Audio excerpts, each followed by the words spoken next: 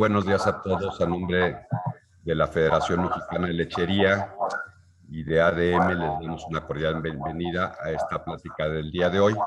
Le agradecemos mucho la presencia al doctor Rolando Herrera Saldaña. El doctor Rolando Herrera es el responsable de los programas de leche de la Subsecretaría de Autosuficiencia Alimentaria de la SADER. Nos da mucho orgullo contar con su presencia el día de hoy, doctor.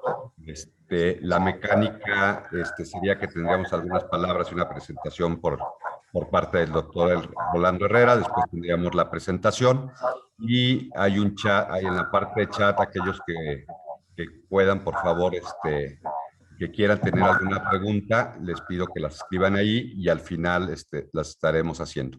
Muchas gracias a todos y bienvenidos. Doctor, le dejo la palabra. Muchas gracias. Muchísimas gracias, Alfonso. Es para mí, como siempre, un gusto poder estar colaborando con ustedes en este evento tan importante como es el foro, el 6º Foro Nacional de Lechería. Ustedes bien saben que la lechería en México tiene una especial importancia, no solamente por el hecho de que se produce uno de los alimentos con mayor valor nutricional para toda la población, sino que además provee una gran cantidad de empleo directo a muchos productores, más de 250,000 en el país, pero también a muchas personas que trabajan en distintas empresas alrededor de lo que es la producción de leche. Entonces, celebro mucho esta actividad y felicito a los ponentes que vamos a tener en esta mañana a través de este medio electrónico. Para empezar, vamos a tener la presentación del doctor Juan Pedro Linares con una ponencia titulada Tendencias en la alimentación del ganado lechero, un enfoque de mejora en la producción de leche. El doctor Juan Pedro Linares, ¿verdad?, trabaja para la empresa ADM, conocida aquí en México desde hace muchos años. Entonces, doctor, le cedo la palabra y agradezco mucho su participación en este evento.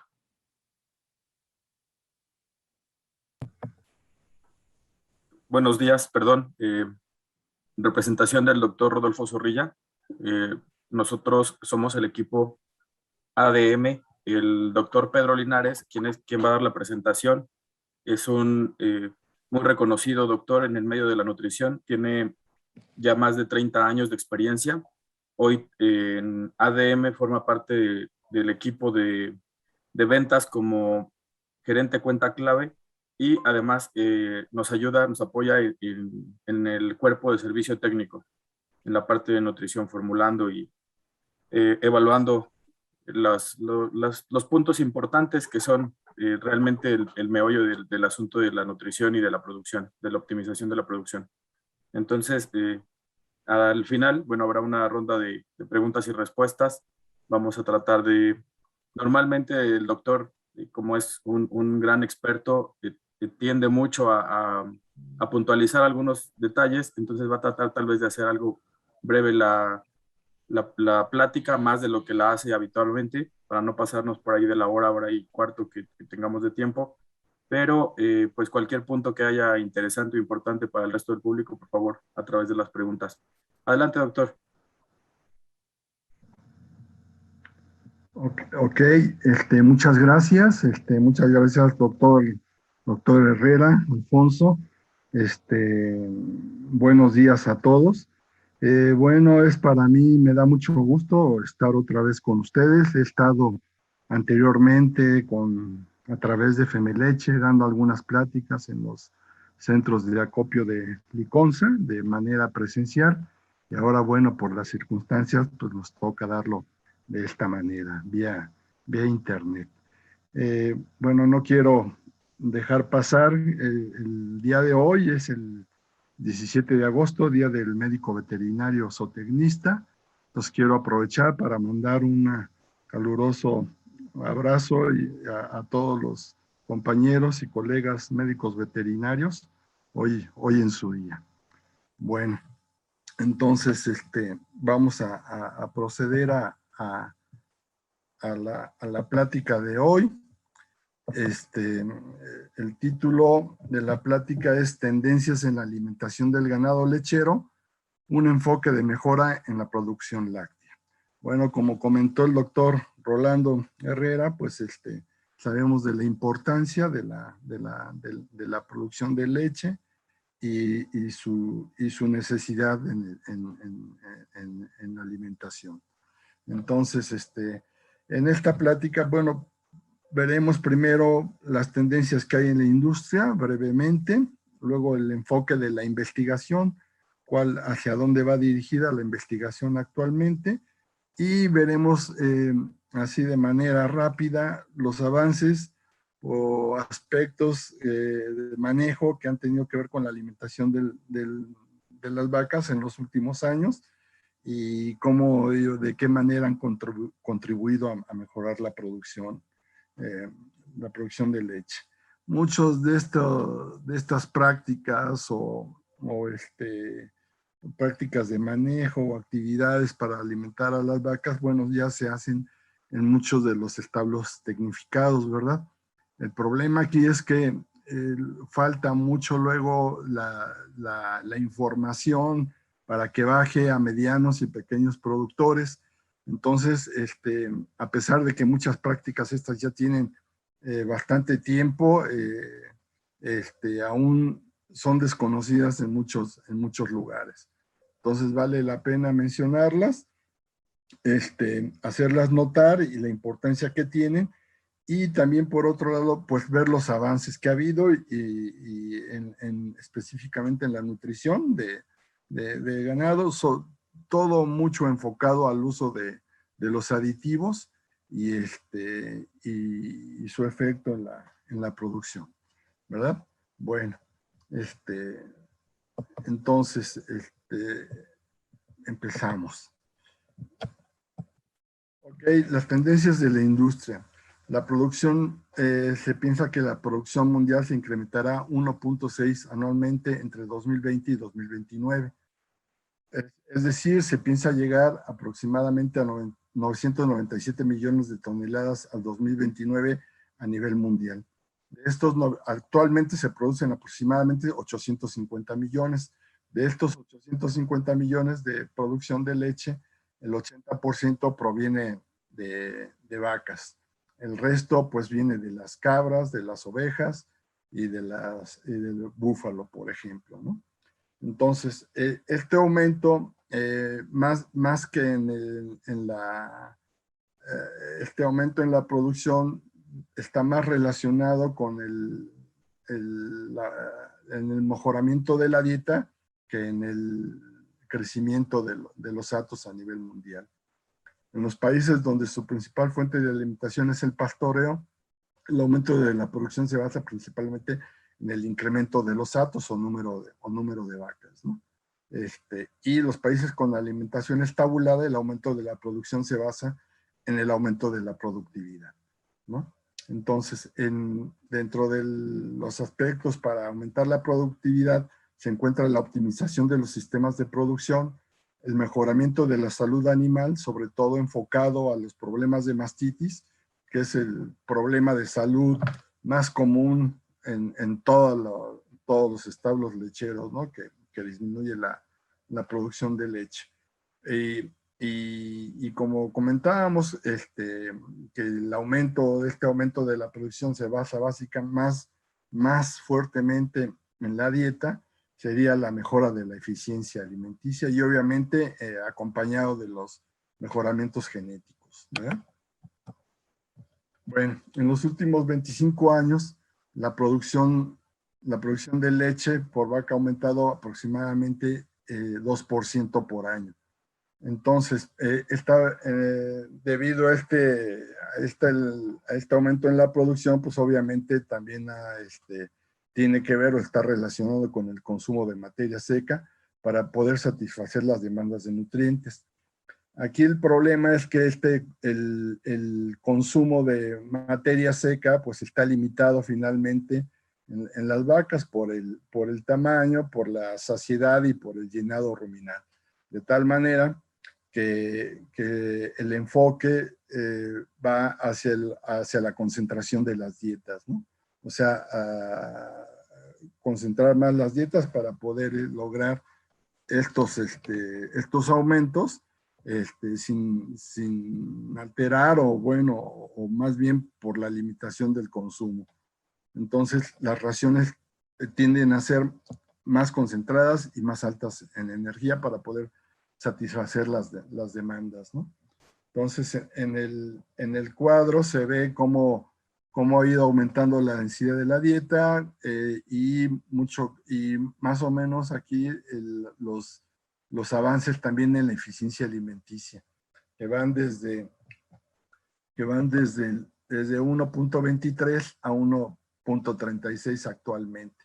Obviamente el objetivo aquí es tener un promedio de 1.5 de eficiencia alimenticia para optimizar la alimentación de las vacas, y las tendencias van en ese sentido, tratar de alcanzar, mejorar varios aspectos en la nutrición de las vacas para poder alcanzar esta eficiencia alimenticia de 1.5 en promedio, ¿no? Sabemos que vacas, por ejemplo, que al inicio de la lactancia, vacas altas productoras pueden llegar a 1.65 a 1.7, y por el lado contrario, las vacas que están al final de la lactancia, pues las eficiencias están por 1.1, 1.2 aproximadamente. Entonces, el enfoque de la investigación, básicamente, como les comentaba, va dirigido hacia a mejorar la eficiencia alimenticia y obviamente la salud animal. Tiene que ir acompañado obviamente de una mejor salud para poder alcanzar estos niveles de alimentación. Dentro de los aspectos para lograr esto está el incremento de la digestibilidad de los alimentos y de la dieta en general. Esto pues, a través del uso de algunas prácticas de manejo y uso de aditivos. Mejor definición de las interacciones entre los ingredientes de las dietas y la identificación de ingredientes alternativos y mejorar la eficiencia de la fermentación ruminal. Bueno, ya hablando de los ingredientes y de lo que se puede hablar de las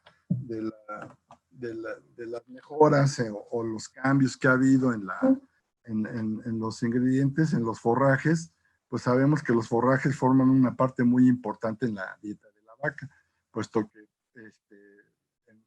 hablando de manera general, forman el 50% de la dieta está compuesto por los forrajes, ¿no? Entonces, en esta tabla, por ejemplo, en una pirámide alimenticia para las vacas lecheras, vemos que la base para la alimentación de las vacas, pues es el forraje, ¿no? Que nos va a proporcionar la fibra física para poder tener una buena salud ruminal. Los forrajes, pues, son más bajos en energía que los concentrados, son la fuente más barata para alimentar al ganado, pueden formar hasta 2/3 de la ración, hasta el 70% de la ración. La proteína está principalmente en las hojas y la fibra es el principal componente de ellos, ¿no? Entonces, en esta pirámide de alimentación se puede observar que los forrajes son la base y ya después estarían, por ejemplo, los granos, los ingredientes proteicos, minerales y vitaminas, grasas suplementarias, proteínas de sobrepaso y finalmente los aditivos, ¿no? Entonces, la importancia de los forrajes es que estos estimulan la rumia y la salivación. Sabemos que entre más saliva produzca la vaca, va a tener una mejor condición o una mejor salud ruminal, ya que esta tiene gran contenido de bicarbonato y es lo que va a amortiguar el pH en el rumen, de tal manera de que no baje demasiado y no tengamos problemas de acidez. Lo que pues, ya sabemos que la acidez, dentro de muchas cosas que puede pasar en la vaca, va a bajar la grasa en la leche, ¿no? Los forrajes pues son importantes porque estimulan las contracciones del rumen y el ritmo de salida del contenido ruminal, a su vez que mejora la eficiencia de crecimiento de las bacterias.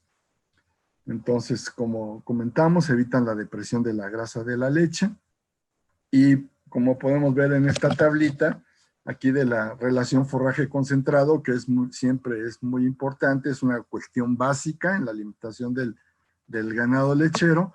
Entonces, sabemos que el forraje, en términos generales, debe de alrededor del 50% de la materia seca, y ya de ahí, si nos movemos hacia mayor cantidad de concentrados, pues tendremos mayor producción, pero también mayores riesgos de tener problemas de acidez y afectar los componentes de la leche, principalmente la grasa, ¿no?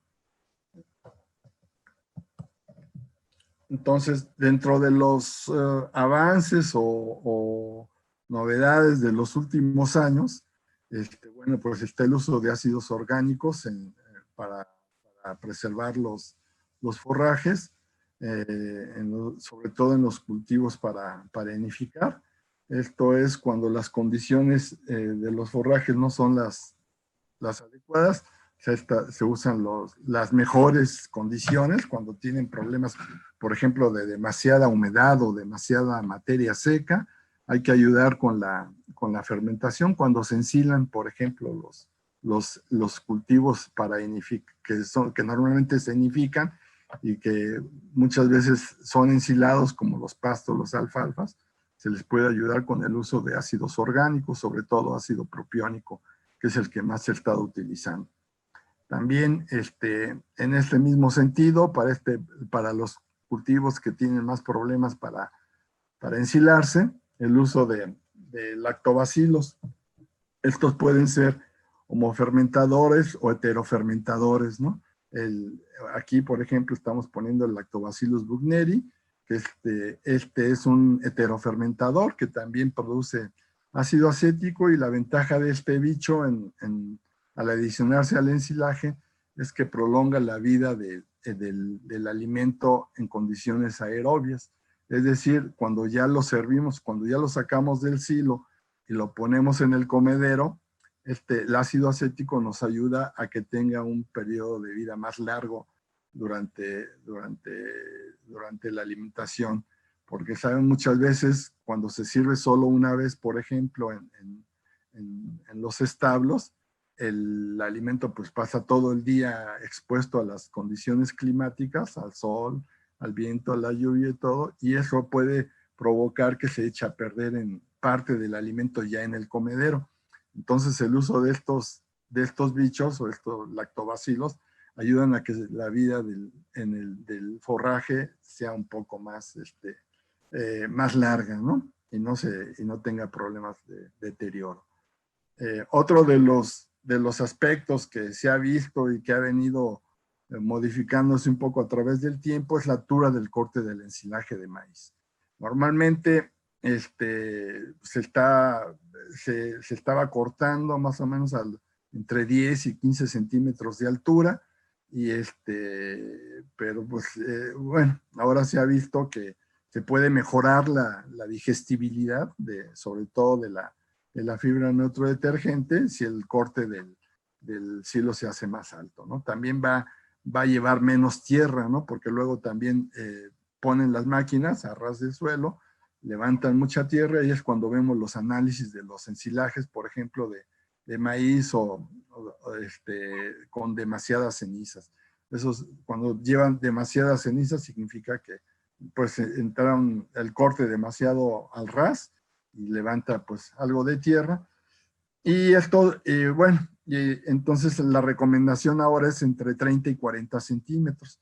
Aquí el problema, el problema es que también al cortar más alto, pues obviamente se disminuye el rendimiento, sobre todo de materia seca. Vamos a tener menor materia seca. Entonces, es una cosa que habría que evaluar. Pero si queremos aumentar la digestibilidad del forraje, bueno, es una manera de hacerlo, ¿no? y es algo que se ha venido modificando últimamente. También otra de las cosas, de las cuestiones que se han incluido aquí en la cuestión del manejo de los forrajes es el uso de las ensiladoras con procesador. Esto aumenta tanto la digestibilidad del grano como la del forraje. Esto se debe a que estas máquinas, para empezar, bueno, pues tienen ya están diseñadas para tener mayor precisión en la altura del corte, en el tamaño de partícula, y que además el grano es procesado, ¿no? Tiene una parte que es el cracker, que es donde se rola o se parte el grano, de tal manera que va a haber una mejor utilización de este grano, tanto nos va a provocar una mejor fermentación, por el lado de la disponibilidad de azúcar para las bacterias, para producir ácido láctico durante el proceso de ensilaje, y también por otro lado, el tamaño de partículas se puede controlar más fácilmente, de tal manera que se puede cortar del tamaño adecuado, vamos a decir alrededor de los 3/4 de pulgada, de tal manera que también cuando el silo se pica de manera uniforme, también puede tener una mejor compactación. De hecho, una ventaja del uso también de estas nuevas máquinas para ensilar con procesador es que se puede ensilar el forraje un poco más maduro de lo normal. Muchas veces, por ejemplo, no se puede entrar a cosechar el maíz, entonces por las condiciones de lluvia, que el agua no deja entrar a las máquinas, entonces muchas veces se pasa y llega a contenidos por arriba del 40% de materia seca. Cuando llega a estos niveles de materia seca, pues es más difícil compactar el forraje por la falta de humedad.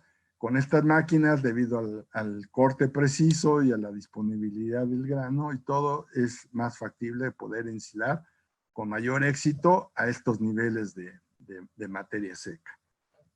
Entonces, porque con las máquinas convencionales o las anteriores, pues era común ver los granos, o sea, de hecho el olote, partes de olote enteras en el ensilaje, y mismas que pues son rechazadas por las vacas, y esto se da cuenta uno al final del día, o en la mañana siguiente, vemos los desperdicios o los sobrantes son partículas grandes de olote y de cañuela del silo. Entonces esto pues también mejora el consumo, ¿no? Con el uso de este tipo de máquinas, y lo que veíamos anteriormente pues eran granos de maíz del ensilaje de maíz en las heces, granos enteros que no eran digeridos también por el tamaño, ¿verdad? Entonces, otro aspecto, bueno, aquí hay otra técnica que de hecho el doctor Rolando Herrera es experto, yo creo, en esto, el mejoramiento de la digestibilidad de los forrajes de baja calidad con álcalis. Es una tecnología, de hecho, muy, muy antigua, que se empezó a usar en la Segunda Guerra Mundial por la escasez de alimentos. Estas técnicas, a pesar de ser unas pues muy antiguas, siguen siendo una buena opción todavía en la actualidad para poder mejorar la digestibilidad de las pajas y rastrojos, ¿no? Es el uso de álcalis, básicamente es hidróxido de sodio o amoníaco anhidro para hacer los tratamientos. Son de diferente forma, pero siguen siendo una buena opción como herramienta para mejorar la digestibilidad de los forrajes de baja calidad, sobre todo en aquellos lugares, por ejemplo, para el tratamiento con amoníaco, donde se usa como fertilizante y hay disponibilidad del producto, puede ser una buena opción, ¿no? Entonces, bueno, también el mejoramiento genético de los cultivos forrajeros, ha sido también bastante bastantes opciones. Las compañías que se dedican a la producción de las semillas, pues tienen una oferta bastante grande de este tipo de híbridos mejorados para los diferentes climas y los diferentes suelos, ¿no? Otra cosa muy importante que se ha venido considerando en los últimos tiempos también es el tamaño de partícula de los forrajes, que es muy importante para evitar la selección y mejorar el consumo. Y para esto se ha inventado, o sea, en la Universidad de Pensilvania sacaron el separador de partículas para los forrajes. De esta manera podemos ver de manera objetiva el tamaño de partícula, ¿no? Muchas veces vemos los hilos o los senos o el picado en los carros mezcladores, y a ojo de buen cubero pues decimos, no, pues sí está bien, no está mal, pero una manera objetiva de medirlo es usando el separador de partículas, ¿no? De esta manera podemos ser más precisos en el tamaño de partícula de los forrajes. Esto es en cuanto a los forrajes. En cuanto a los granos, pues pues ya bueno, sabemos que son bajos en fibra y altos en energía, altos o bajos en proteína, típicamente tienen buena palatabilidad y se consumen rápidamente. No estimulan la rumia, fermentan más rápido que los forrajes, y aquí, bueno, los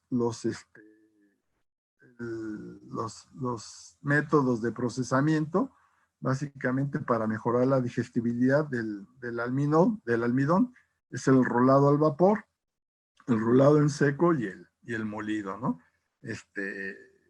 También, pues, estos vamos aquí, las mejoras genéticas también en la oferta hay mucha oferta también de las casas productoras de semilla para los maíces, sorgos, avenas, adecuados para cada región y para cada tipo de suelo, ¿no?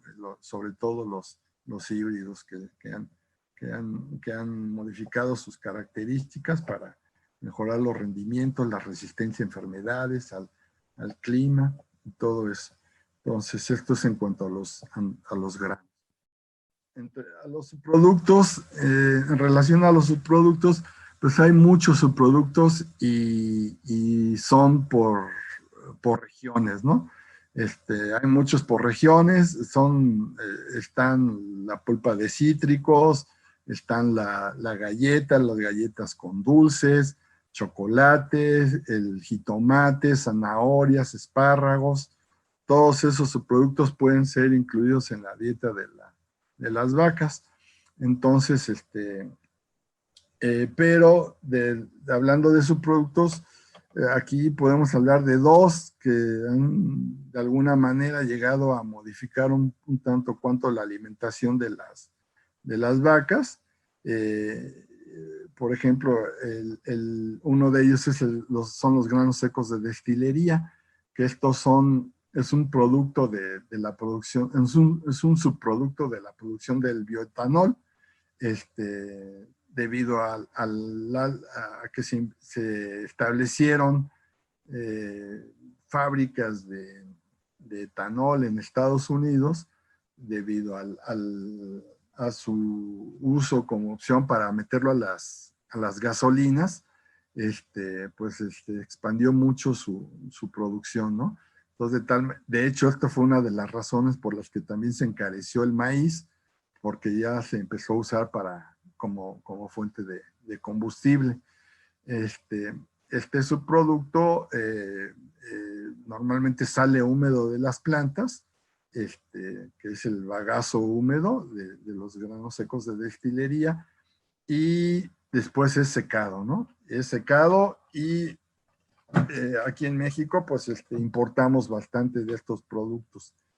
Este subproducto tiene aproximadamente, yo creo que se empezó a usar ya de manera intensiva aproximadamente hace unos 20 años aquí en México, y O sea, de tal manera que es relativamente nuevo, en muchos lados todavía no lo conocen. Es alto en proteína, de esta proteína pues se estima que en términos generales el 50% es de sobrepaso.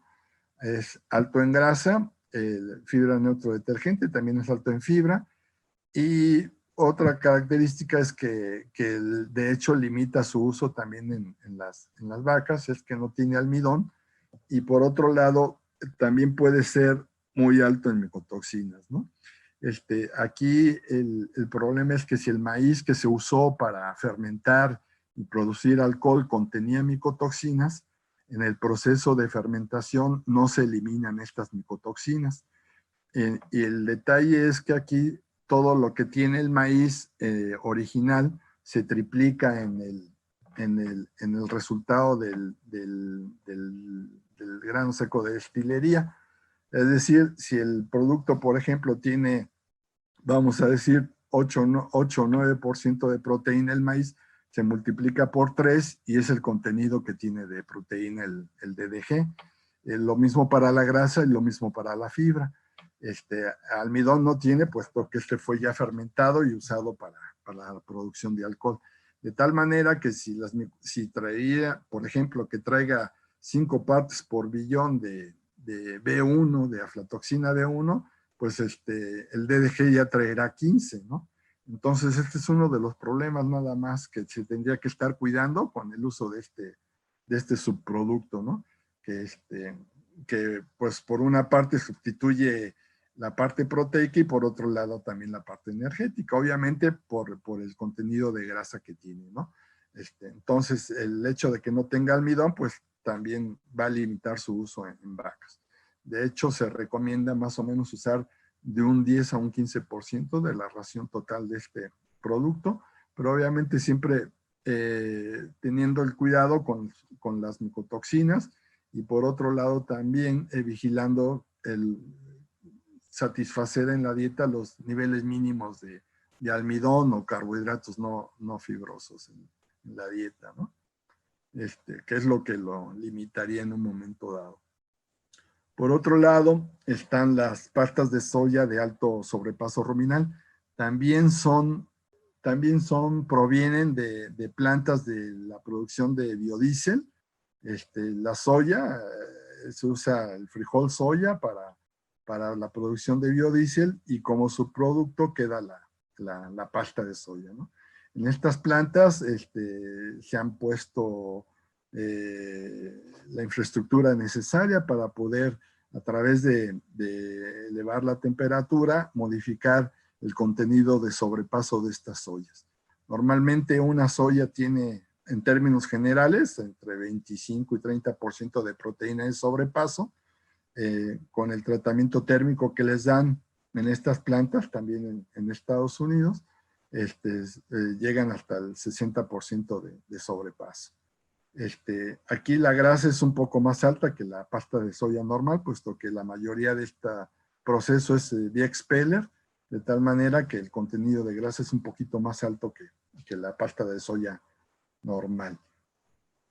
Estas soyas han llegado a ser una buena herramienta para proveer de proteína bypass a las vacas, sobre todo las vacas de alta producción, y vienen a sustituir a las harinas de origen animal, ¿no? Sabemos que, por un lado, todo lo que es las harinas de carne y hueso están prohibidas para el uso de la alimentación de rumiantes, y por eso es que la mayoría ya de este tipo de subproductos son canalizados para la alimentación de mascotas.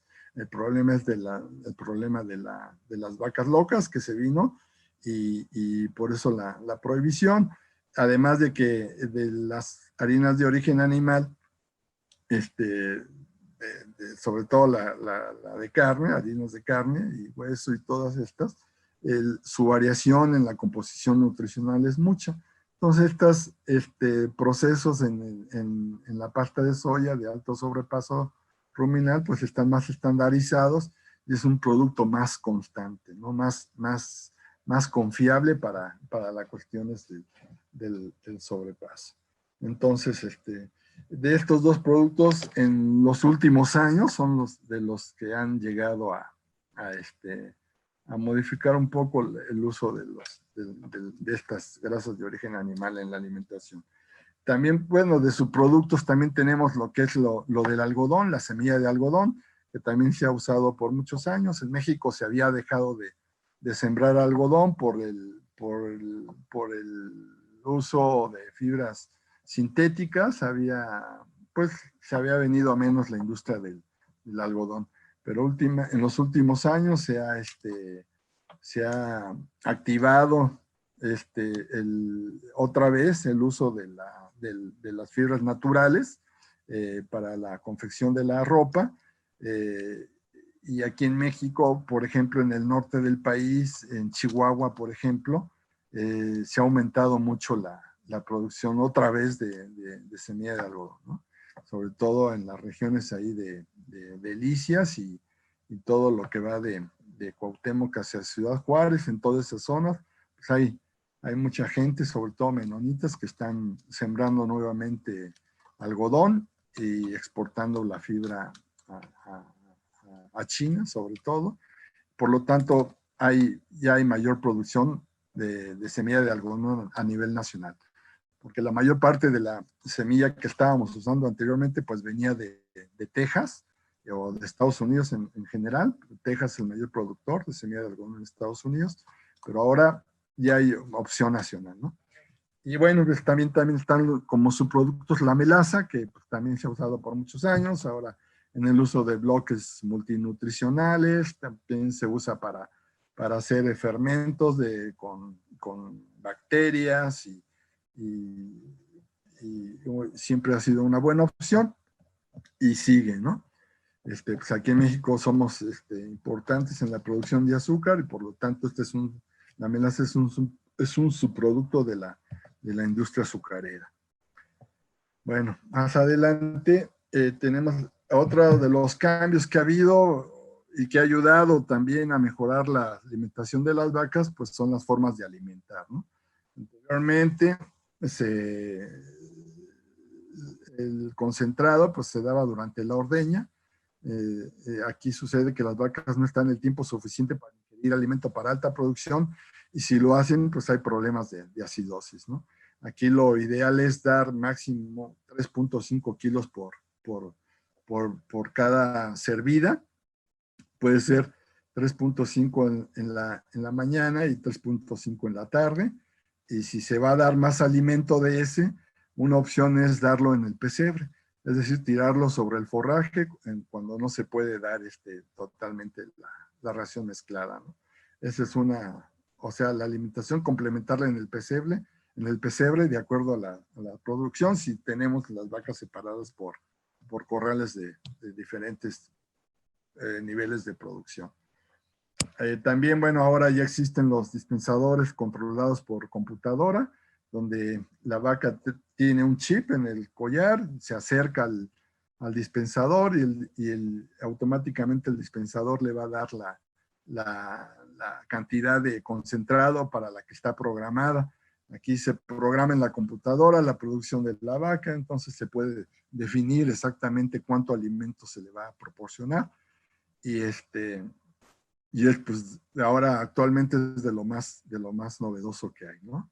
Esto aunado con la utilización de los robots completamente, ¿no? Ya tanto para ordeñar a la vaca como para darle de comer. Aquí, bueno, en México todavía no es una práctica común, debido a que, por un lado, la mano de obra sigue siendo todavía una buena opción, no es tan cara como lo es, por ejemplo, en Europa, donde más se usa este tipo de robots y de dispensadores, ¿no? Costos todavía muy altos para aquí, para México.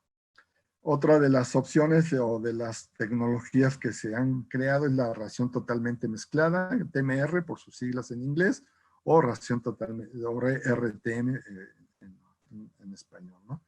Entonces aquí consiste en juntar y mezclar los forrajes con el concentrado. Esto evita la selección de ingredientes por lo tanto hay bocados más uniformes, o sea, una ración más balanceada, y disminuye problemas metabólicos, y raciones para diferentes, se pueden hacer raciones para diferentes niveles de producción. Estos carros, bueno, también ya tienen mucho tiempo en los establos, pero últimamente, en los últimos, vamos a decir, 10, 15 años, se han empezado a producir carros ya nacionales. Antes la mayor parte de los carros revolvedores pues eran importados, que aún siguen siendo, pero ahora hay opciones más económicas, sobre todo en el norte del país, en Chihuahua. Se están produciendo unos carros mezcladores a un costo bastante accesible. Estamos hablando de menos de 200,000 pesos en los carros mezcladores. Y por otro lado, pues también importante es las refacciones y todo esto, pues los mismos fabricantes ofrecen las refacciones para estos carros hechos en México, ¿no? Entonces, el uso del carro mezclador, bueno, sabemos que su uso simplifica el trabajo en el establo, se necesita menos gente para alimentar a las vacas con el carro mezclador, y también pues va a ser benéfico para la salud del animal, y también para obtener mayores ganancias, ¿no? Tiene un buen costo-beneficio el carro, se paga, y ya que pues al usarlo puede aumentar la producción hasta, hemos visto muchas veces hasta unos 1,5 litros, 2 o 3 litros más de leche cuando se usa el carro mezclador, ¿no? Bueno, aquí nada más es unas gráficas para ver la importancia de la alimentación de concentrados y la acidez ruminal. En este cuadro podemos observar que cuando se ofrece poco concentrado, pues las bajadas en el pH no son tan largas ni tan bajas, de tal manera que tenemos solo 2 momentos a la hora de dar el forraje que está por debajo de 6, ¿no? Pero es poco tiempo pero finalmente hay problemas puede empezar a haber problemas de acidez, ¿no? Por otro lado, donde dice ahí bien mezclado con forrajes, la línea punteada, podemos ver que el pH está arriba de 6,5, y es cuando ofrecemos pocos concentrados y bien mezclados con forrajes, pues no vamos a tener ningún problema de acidez, y por lo tanto una buena calidad de grasa en la leche. Y este otro cuadro nos muestra cuando se dan grandes cantidades de concentrado, vemos cómo el pH baja hasta 5.5. El riesgo aquí es que ya las bacterias que digieren la celulosa empiezan a morir a estos niveles de pH, y estas bacterias, pues las que digieren la fibra, sobre todo las celulolíticas, son las que no soportan pH tan bajos, son las que digieren la fibra, y son las que nos van a dar finalmente la grasa en la leche. Entonces, y es muy importante porque también las bacterias son una de las principales fuentes de proteína de la vaca. Estas bacterias pasan al abomazo y luego al intestino, y son fuentes de proteína fuente de excelente calidad para la vaca. Por eso es muy importante tratar de mantener el pH cercano al 6 o arriba de 6 para evitar problemas de acidez, y que tengamos menos bacterias y menos digestión de la fibra, y por lo tanto menos cantidad de ácido acético, y por lo tanto menos grasa en la leche. Entonces, y también la importancia de usar un carro mezclador o usar la dieta, la TMR, ¿no? Totalmente mezclada con concentrados y forrajes. Y bueno, y aquí nada más, como anécdota, me ha tocado ver en algunos establos que tienen el carro mezclador y solamente lo usan para mezclar, por ejemplo, la alfalfa y el silo de maíz, ¿no? Entonces, y siguen dando el concentrado a la hora de la ordeña. Y bueno, eso es increíble, ¿no? Pero pasa. O sea, finalmente no se utiliza de la forma correcta y, y bueno, pues se pierde mucho de su utilidad.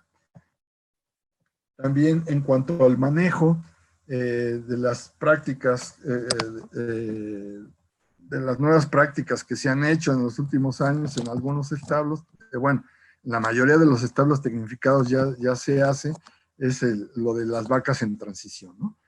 La alimentación de las vacas de acuerdo al estatus fisiológico, es decir, la vaca en transición 3 semanas antes del parto y 3 semanas postparto. Sabemos que la vaca aquí necesita una alimentación especial para evitar los problemas metabólicos y tener buenos rendimientos de leche y cuidar obviamente la salud de la vaca, ¿no?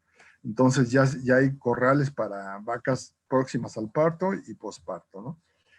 Bueno, también ya se ha venido dando en muchos establos la separación de las vaquillas de primer parto y vacas maduras. El propósito de esto es que las vaquillas normalmente cuando se mete al corral de vacas maduras se ponen a competir con las vacas por el alimento. Entonces, es más difícil para las vaquillas poder competir y poder tener la cantidad de alimento suficiente para un buen desarrollo, ¿no? Las vaquillas pues siguen creciendo, su consumo es menor que las vacas maduras y por otro lado, pues si las ponemos a competir con las vacas maduras, pues van a sufrir y van a obtener menos chance de comer como debe de ser. Entonces, por eso la separación de las vaquillas.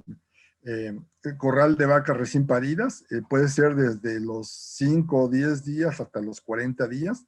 En algunos establos lo hacen a los 10 días, otros a los 15, otros a los 20, pero la razón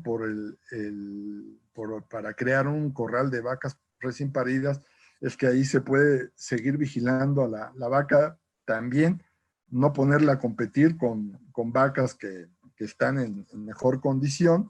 La vaca del recién parida pues viene lastimada, viene el útero involucionando, y si se pone un corral especial para las recién paridas, podemos estarlas vigilando, la vaca puede estar más cómoda y puede sufrir menos también, y es una buena opción para también mejorar la producción y el confort de la vaca.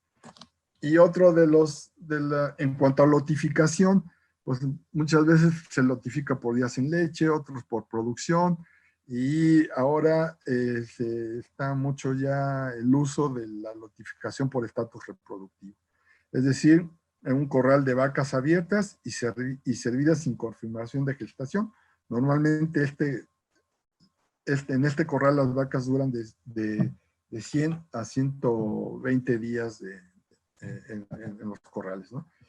Creo que voy muy lento, ya van a ser las 10, me voy a ir un poco más rápido.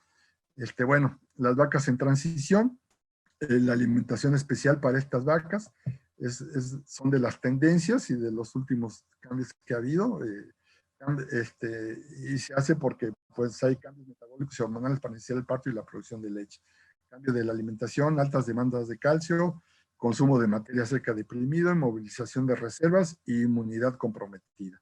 Durante el parto también hay producción de cortisol, lo que hace que también se baje la inmunidad y la vaca esté en estrés también. En el preparto, el principal objetivo es desarrollar la capacidad de movilización del calcio en el posparto, mantener niveles, si no se usan ningún aditivo, mantener niveles bajos de calcio. Esto es muy difícil llevarlo a la práctica realmente. Entonces lo que se hace es buscar una acidificación sistémica de tal manera de modificar el equilibrio aniónico-catiónico en las vacas para que la vaca pueda estar ya produciendo calcio sin ningún problema a la hora del parto y no tenga el problema de hipocalcemia, ¿no? Las sales aniónicas, bueno, lo que se usa son sulfatos y cloruros o combinación de estos para poder bajar la relación de cationes y aniones de la dieta para provocar la acidez sistémica, o sea, acidez en la sangre. Entonces se puede ir midiendo a través del pH de la orina de la vaca, se puede ir controlando la cantidad de de, de, de sales aniónicas que se puede añadir, ¿no? Entonces son sulfato de calcio, cloro de calcio, sulfato de magnesio, cloro de magnesio, sulfato de amonio, cloro de amonio, ácido clorhídrico. Ácido clorhídrico se pone aquí porque hay un producto comercial que lo contiene, ¿no? Y es uno de los aniones más potentes que hay para bajar el pH. Entonces, este producto lo contiene, bueno, algunos productos ya lo contienen, son productos comerciales y ya están, no hay que hacer mezcla ni nada de esto, ya se dan directamente, ¿no? Se usan 3 semanas antes del parto y nada más, ¿no? Bueno, y hablando de aditivos para el preparto, pues está el uso de la niacina o vitamina B3, está alrededor del parto o antes del parto, la síntesis es muy baja de parte de las bacterias, en teoría la sintetizan, pero las cantidades que se producen no son suficientes para hacer las demandas de la vaca, ¿no? Se usan de 4 a 12 gramos por vaca, estimulan el desarrollo de la flora microbiana, incrementan la digestibilidad de la materia orgánica. Ya que aquí el riesgo es de tener gran cantidad de ácidos grasos no esterificados y beta hidroxibutirato a la hora del parto, lo que va a provocar problemas de cetosis.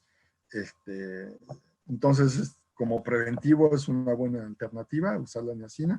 También estimula el consumo de materia seca. Sabemos que alrededor del parto se deprime el consumo, entonces esto nos ayuda a normalizar. Otro de los productos que se ha usado mucho son los cultivos de levadura, productos de levadura. Todos son a base de Saccharomyces cerevisiae, con diferentes cepas de cada fábrica o compañía productora de estas levaduras, ¿no? Hay levaduras inactivas que básicamente son el cultivo de las levaduras, donde se cultivan las levaduras, y por otro lado las levaduras vivas o activas, ¿no? La función de las levaduras, las inactivas, es proveer fuente de nutrientes a los microorganismos del rumen y así tener un mayor crecimiento microbiano a nivel ruminal y mejorar la digestibilidad de las fibras, ¿no? Por otro lado están las levaduras vivas. Estas son, lo que hacen es consumir oxígeno y también al consumir oxígeno crean mejores condiciones de anaerobiosis a nivel ruminal para un mejor crecimiento bacteriano, y también son consumidoras de ácido láctico, de lactato, por lo que también bajan los niveles de acidez en el rumen. Las dosis van de acuerdo al fabricante y a la concentración de estas, ¿no? Hay desde medio gramo por vaca hasta 10 o 15 gramos por vaca. Con esto podemos tener un rumen más saludable. La monecina sódica es un ionóforo que se empezó a usar en la engorda de ganado. Ya se autorizó su uso para ganado lechero.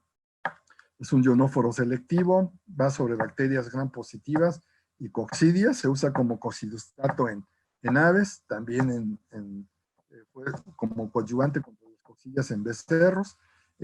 Y también es un manipulador de la fermentación ruminal. Tenemos mayor cantidad de ácido propiónico, que es el principal ácido graso glucogénico en la vaca, por lo tanto vamos a tener mayor energía. Y disminuye también la producción de ácido láctico porque va sobre bacterias productoras de lactato, y disminuye también la producción de metano. Minerales quelados o orgánicos, este tipo de minerales, la idea de usar este tipo de minerales es mayor absorción a nivel intestinal. Sabemos que hay una competencia a nivel intestinal por los sitios de absorción de los minerales. Entonces, lo que se ha hecho es unir estos minerales o metales a un aminoácido. De esta manera, unido al aminoácido utiliza otras rutas de absorción y se evitan los problemas de competencia entre los minerales a nivel intestinal para su absorción. Entonces, pues, primero se empezó haciendo los minerales más un aminoácido, ahora ya son más metales o 2 aminoácidos por el metal.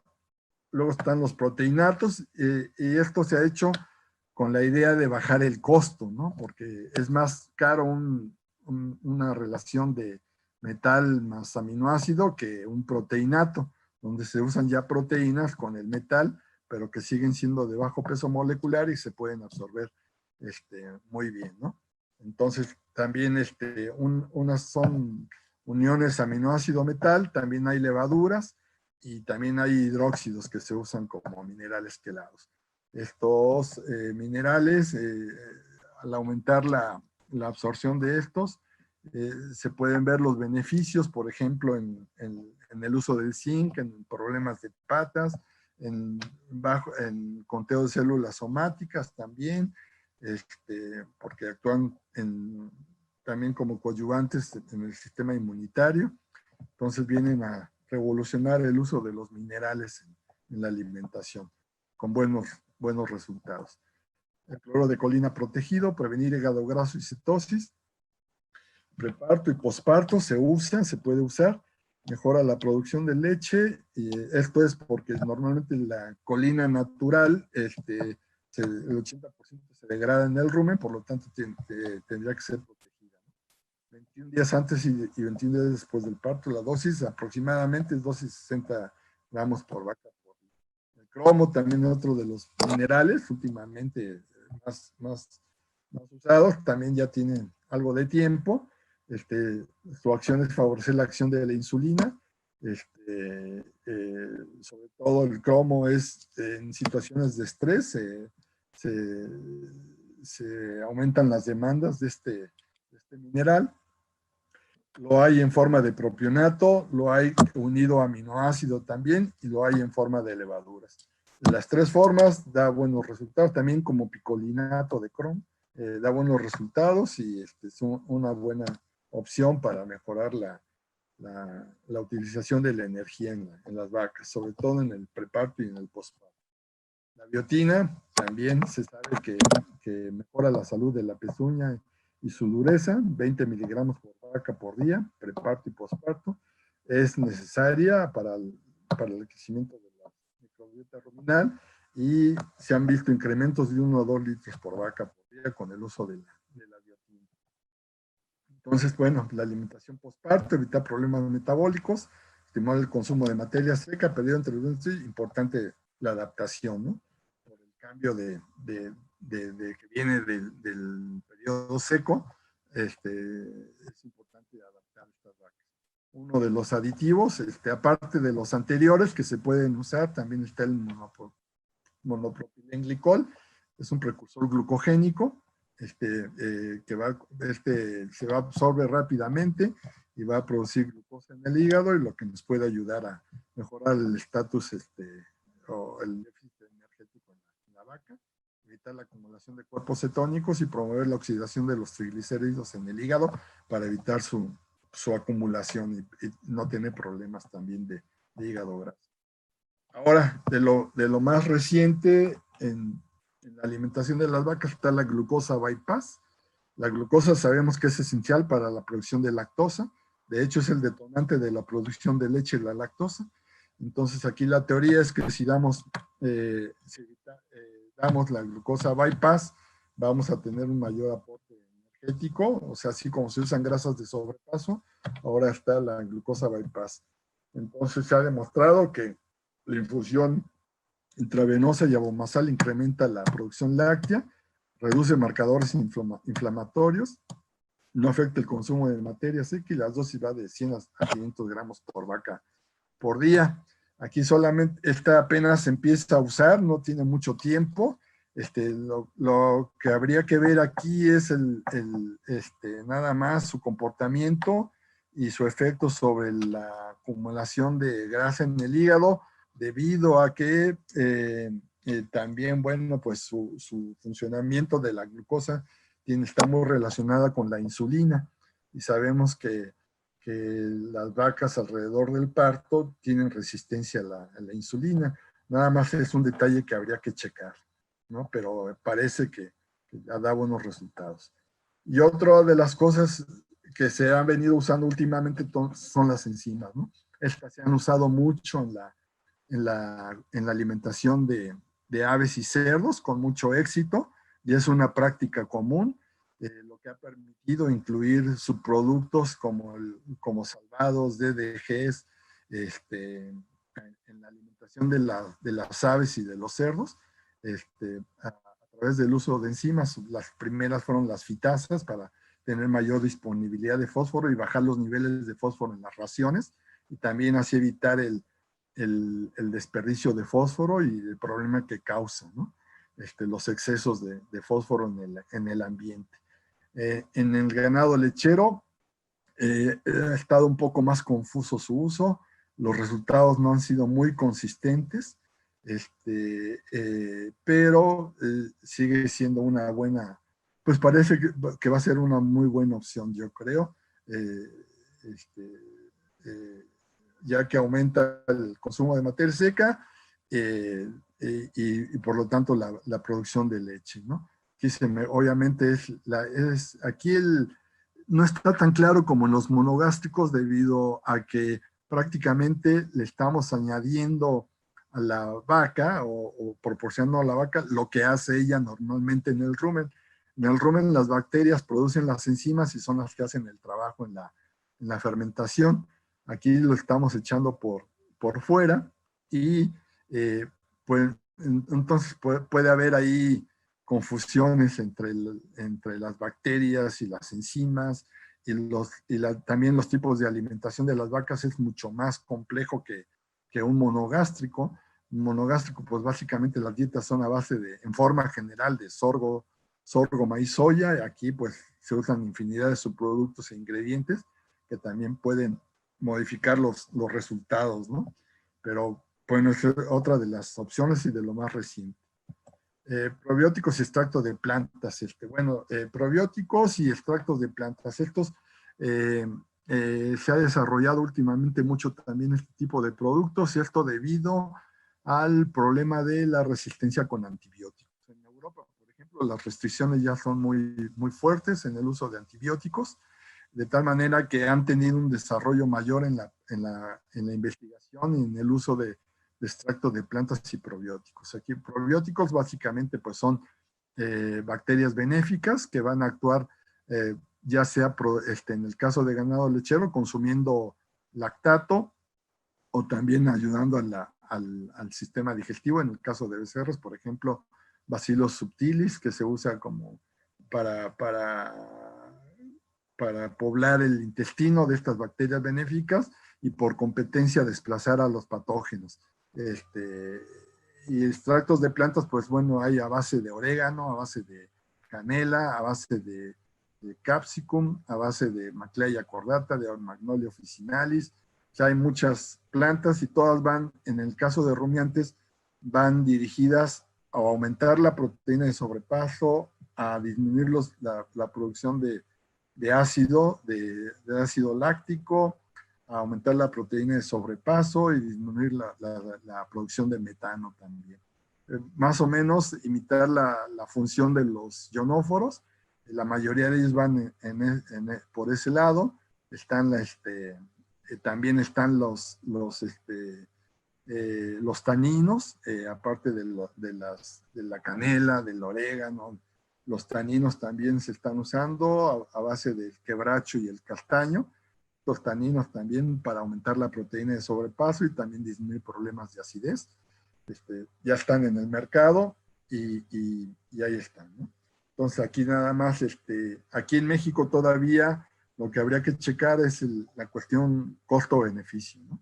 Aquí nosotros todavía tenemos opciones de usar algunos antibióticos y lo que son más baratos que las plantas, pero bueno, al futuro yo creo que se van a tener que estar usando.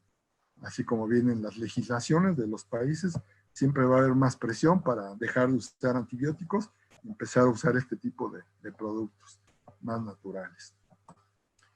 Entonces, ya aquí rápidamente, amortiguadores de la relación costo-beneficio y de algunos aditivos. Esto lo saqué del doctor Hutchins de la Universidad de Illinois, donde puso este cuadrito, donde dice que el costo-beneficio, ¿no? Amortiguadores del pH, o sea, una relación de 8:1, o sea, un beneficio bastante claro y alto. El uso de buffers en las raciones de las vacas. Productos de levadura 5:1, ionóforo 5:1, biotina 7:1, inoculantes para ensilaje 3:1, y colina protegida ruminalmente 3:1. O sea, un buen retorno, una buena opción usar los aditivos para mejorar la alimentación. Y el papel de los aditivos rápidamente, relacionados con el balance de energía, está el propilenglicol, ionóforos, colina protegida, niacina, propionato de calcio, grasas de sobrepaso y probióticos. Función inmunológica, selenio, vitamina E, minerales traza, betaglucanos y manoligosacáridos y probióticos. Bueno, este cuadrito se los podemos dejar para tenerlo ahí como referencias. Los avances, bueno, de nutrimentos, el uso de proteína cruda, pues ya viene siendo obsoleto. Luego se vino a usar proteína degradable en rumen y no degradable en rumen. Ahora se usa o se empieza a usar ya el término de proteína metabolizable o los valores de proteína metabolizable para la alimentación de las vacas, ¿no? Uso de proteína de sobrepaso ruminal a base de soya en lugar de origen animal. Uso de diferentes fuentes de urea protegida. Estas ureas protegidas, la idea es retardar la solubilización de la urea a nivel del rumen y si puede hacer, evitar problemas de intoxicación y tener una mayor sincronización de la disposición del nitrógeno con los carbohidratos. Entonces hay de estas ureas hay por calor y recubiertas por lípidos, ¿no? Hay 4 o 5 marcas a nivel nacional de esto. Otro parámetro que se ha estado usando últimamente y que ayuda a ver, por ejemplo, o análisis de nitrógeno ureico en leche. Es un indicador de qué tan eficiente estamos utilizando la proteína en la vaca o si nos faltan carbohidratos, ¿no? Esto en algunas compañías que producen leche pasteurizada y todo, y en sus reportes que entregan a los clientes ya incluyen este dato, ¿no? Entonces es un buen indicador para ver qué tan eficientes somos utilizando la proteína de la vaca. Y también, bueno, pues ahora el uso de aminoácidos protegidos, básicamente hasta ahorita lisina y metionina son comunes. Bueno, por otro lado, antes se usaba elementos libres de nitrógeno en la formulación de las raciones, ahora se usan los carbohidratos no fibrosos, que también se sacan por diferencia, y es la diferencia de la suma se resta sin de la fibra neutro-detergente, la proteína cruda, las cenizas y la grasa. Nos da básicamente los carbohidratos no fibrosos, vienen siendo almidones y azúcares en la ración, ¿no? Y bueno, el uso de fibras, de los términos de fibra neutro-detergente, ácido detergente, para la cuestión de la fibra. Otro de los temas o tendencias es el uso de sensores de rumia, sensores de movimiento, para medir, bueno, pues que también están rumiando los animales, ¿no? También aquí está lo que les comentaba anteriormente para medir el tamaño de partícula, que es la caja de Penn State o el separador de partículas de Penn State, donde nos indica los tamaños adecuados para que debe de tener. Son 4 cajas, tienen diferentes diámetros y aquí hay una guía de cómo debe de ser un ensilaje de maíz, un heno o una ración totalmente mezclada, para tener un aporte de fibra efectiva y podamos tener unos buenos tiempos de masticación y por lo tanto de producción de saliva.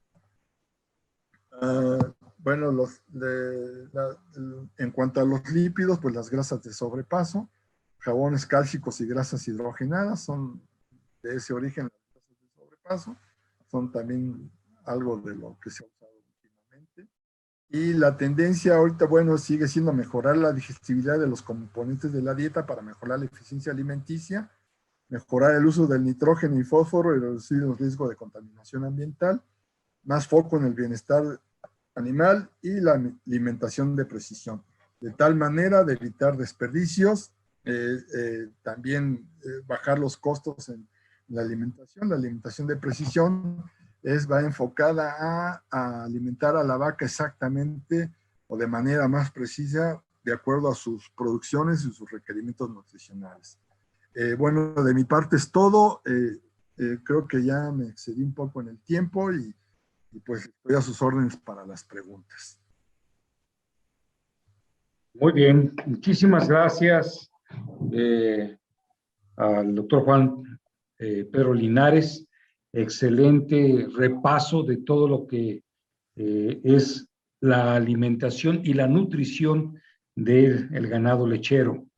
Yo creo que debe de haber algunos comentarios, preguntas, y nuevamente digo, fue un excelente repaso de todo lo que hay actualmente utilizado en la nutrición de las vacas en producción, pero también para el ganado que está produciendo carne, ¿verdad? Crecimiento en las becerras y vaquillas. Así es que adelante con las preguntas, si quieren hacerlas directamente, con todo gusto.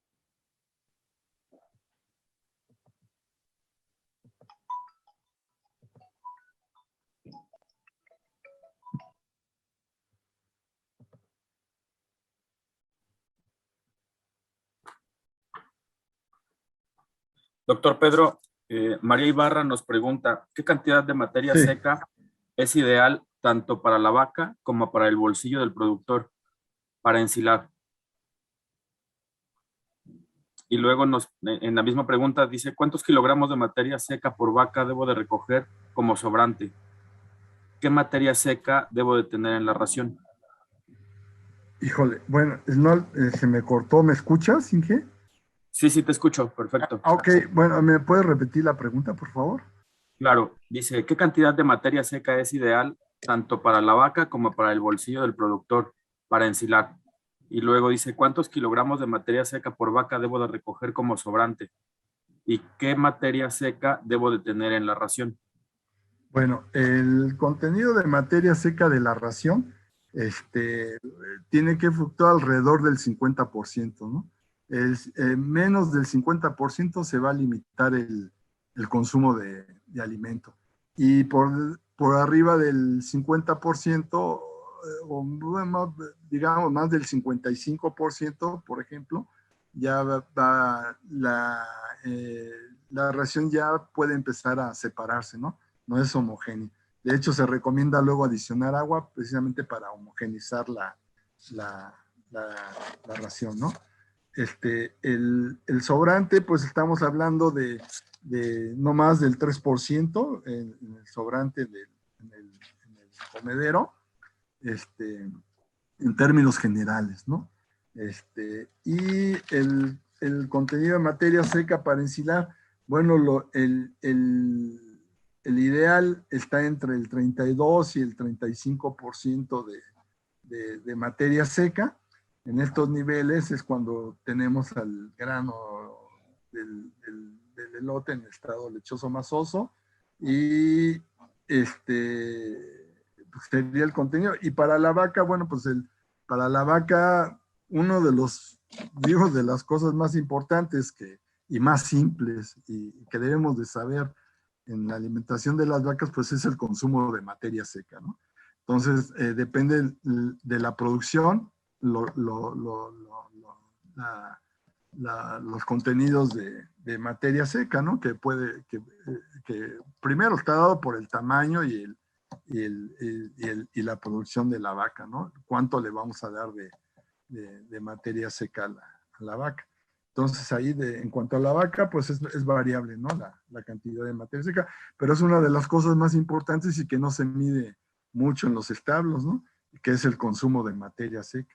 Y una vez si tenemos y determinamos y sabemos el contenido de materia seca de nuestras vacas o nuestros corrales, vamos a poder determinar la densidad de nutrientes y también vamos a poder, ¿cómo se llama?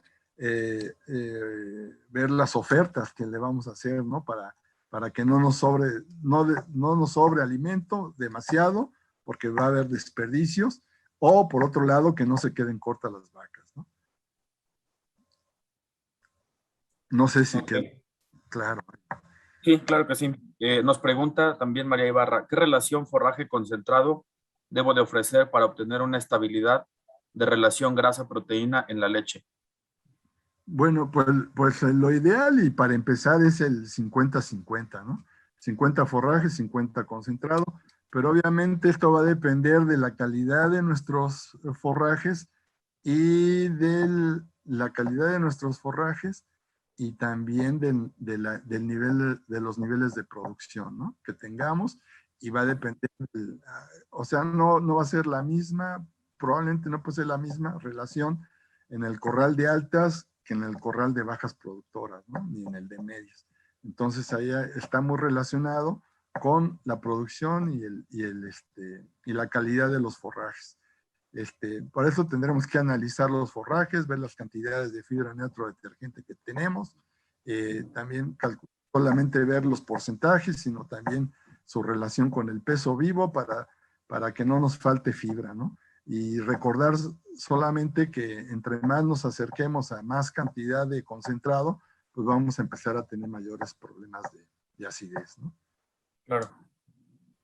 Doctor, otra pregunta que tenemos aquí es, si no tengo carro mezclador, ¿cómo puedo evitar dar grandes cantidades de concentrado en la ordeña?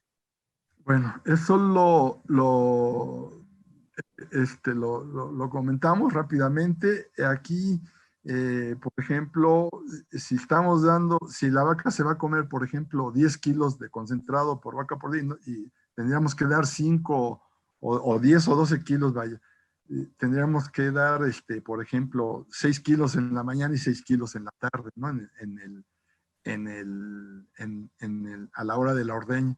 Y como vimos en las gráficas, pues esto nos provoca caídas de pH muy bruscas y violentas, pues lo que nos mata es bacterias productoras de enzimas celulolíticas, ¿no?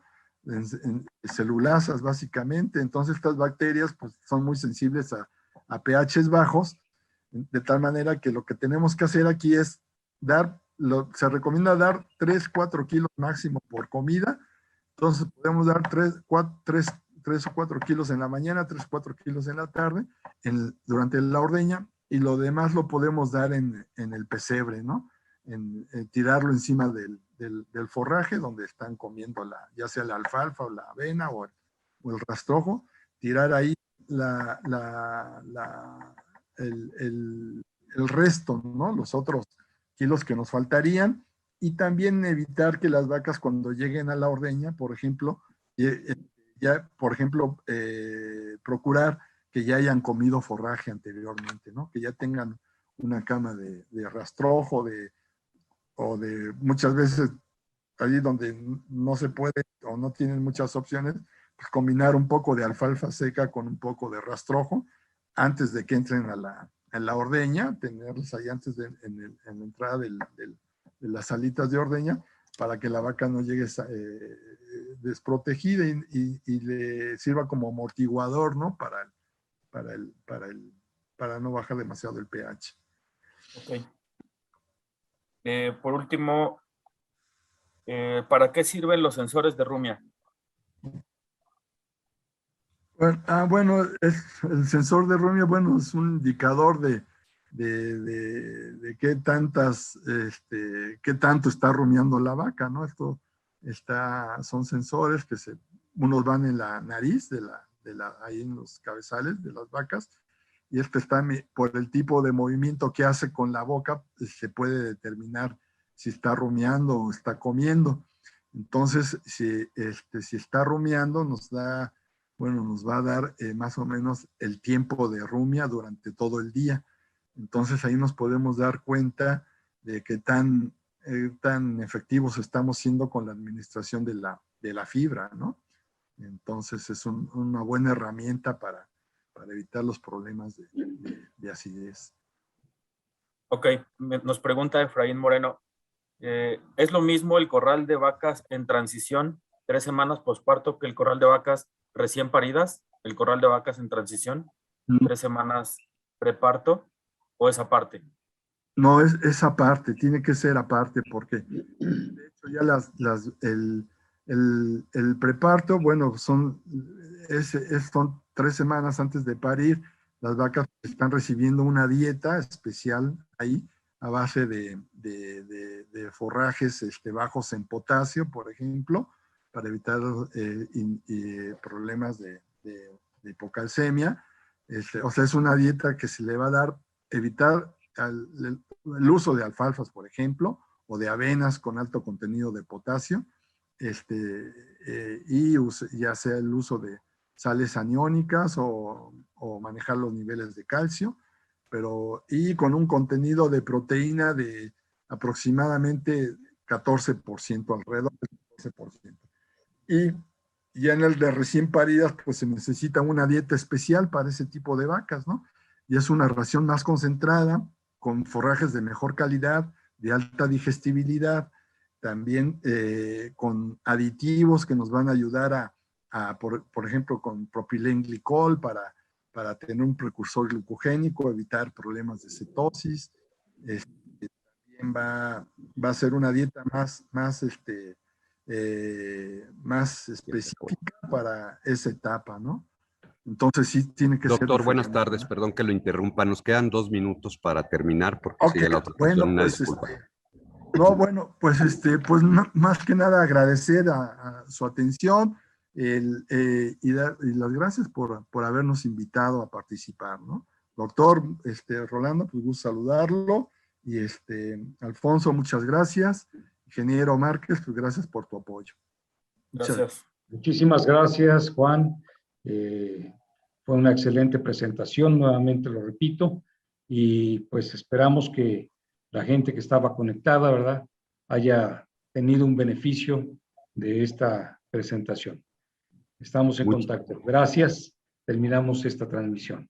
Sí, muchas gracias, ADM. Muchas gracias, doctor Rolando Herrera. Es un honor tenerlo, como siempre, en nuestras reuniones. Gracias a todos los que nos acompañaron.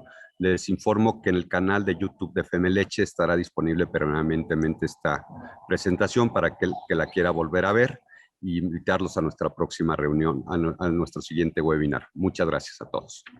Gracias. Felicidades nuevamente a los médicos veterinarios. Saludos.